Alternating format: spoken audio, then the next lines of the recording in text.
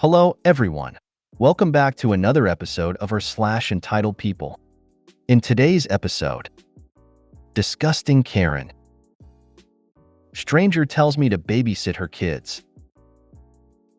I feel like I'm being guilted into going to a family Thanksgiving that I'm not fully comfortable with.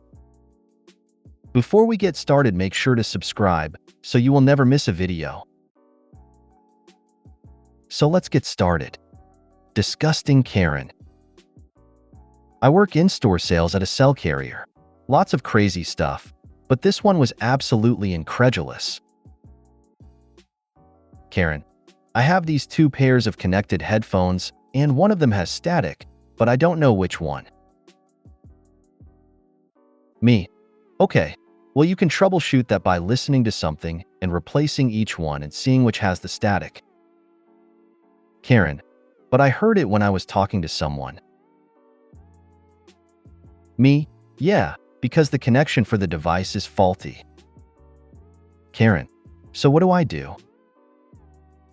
Me, like I said, try each headphone to see which has static, or buy new headphones. Karen, I'm not good at technology. Me, you can plug in your headphones, right? Karen, yes. Me, that's all you're doing. Karen, I thought you would listen and do that. Me, no, I'm not putting a stranger's earbud in my ears. Karen stares at me blankly. Okay, well, thank you for your almost help. You won't put headphones in your ear because you're that way. Easily the most disgusting expectation I've ever had in this industry. I'm taken back many years ago when I used to be a carpet cleaner. An older lady thought her dog piddled on the carpet and wanted me to touch and smell it to confirm.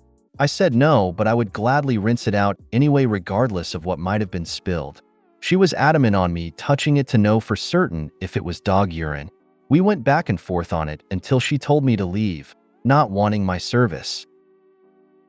As someone who has a lot of house critters, I wouldn't even use or offer personal earbuds with my ex-boyfriend when we were still together. Earwax stuff is an extra level of gross. I actually had a woman return a vape because it didn't taste right and wanted me to try for myself. Hard no. I'm that kind of person. Stranger tells me to babysit her kids. I was reading another post on here that reminded me of this happening to me. I guess the lady assumed that because I was a mom I owed it to her to watch her kids. This happened to me many years ago when my daughters were babies. I was on a leisurely stroll around my apartment complex, my baby in the stroller and my toddler walking around with me. We looked at grass, rocks, butterflies, etc. as we walked. Suddenly a woman backs her car up to me and jumps out pointing at me saying, You babysit for me." Yes? She didn't give me time to answer, and she moved quick as she opened her back doors and her trunk. She was grabbing out little zipper lunch coolers, blankets, and I think a few toys. Her young kids got out of the car looking scared. She continued, "You babysit my kids. I pay you." I said, "No, I don't know you, and you don't know me. Your kids don't know me." But she insisted. I made their lunch, trying to hand me the lunch coolers. "I pay you." Okay. I insisted that I would not, and she said, "Okay, babysit them just for today then. I pay you." How long had she expected this stranger to keep her kids? I said no again and walked away. She was still yelling out to me, trying to get me to babysit while I rushed away best I could with my kids. I'd never seen that woman before in my life. Crazy. Now that's crazy scary. I don't trust anyone with my kids other than my family or my husband's family. As a mom, the last thing I do is leave my children with a complete stranger. How does she know you are not an axe murderer or a kidnapper? Just because you have a baby with you doesn't mean it's yours.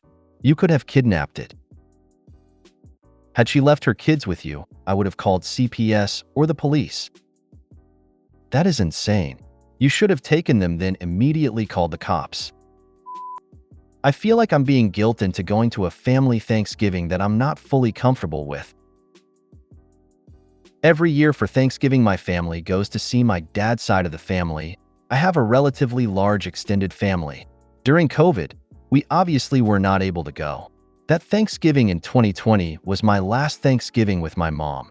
My mom passed away that December of a very brief health issue.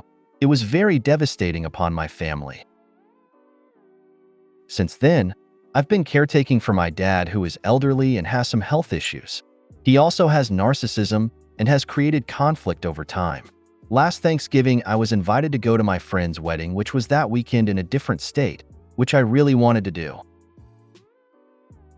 I also partially am not comfortable going to see the extended family right now in that big setting for the holiday without my mom being there.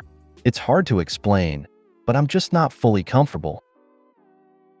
It was made a huge issue last year. I did end up going to my friend's wedding instead of going to the extended family Thanksgiving, but my dad made it very difficult as he put a lot of guilt on my conscience. He basically insinuated that I was lying about being invited to a wedding and really just didn't want to go, etc. I partially am not comfortable going after my mom's passing, but at the same time, it's not about necessarily seeing the family in general, it's just in that big setting. I would prefer to go up at a separate time. This year, my friend invited me to go to a tailgate and pro football game on Black Friday. I really would like to do it as football is something I've enjoyed a lot watching this year. Again, I told my dad that this kind of is something I would like to do instead, and he started to get mad again and tell me that he would be disappointed and don't I want to see the family. I am 32, so it is ultimately my decision, but holidays have been difficult since my mom's passing, and that's why I do like to do something that I enjoy doing. It's not to say I wouldn't enjoy seeing my extended family and celebrating, but my preference is to spend time with my friend and go to the football game.